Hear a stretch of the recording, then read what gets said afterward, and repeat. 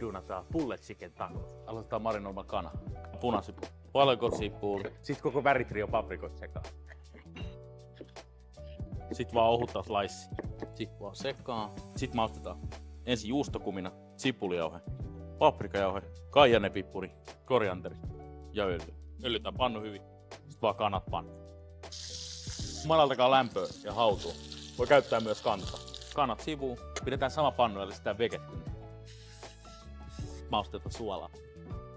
Tomaattimuska. On vähän vettä vielä. Revitään kana. Sekoitetaan kanan joukkoon. Airillisen astiaan. Sitten leikataan sipuli hienoksi. Sitten vaan dippaillaan lettu ja pannu. Juustorasteet niin et tuntuu. Persilja hienoksi. Täyteen vaan toiselle puolelle lettua. Punasipuli. Lehtipersilja. Sitten vaan kääntö. Ja pikku prässi. Ja lautaase. Punasipuli. Persili.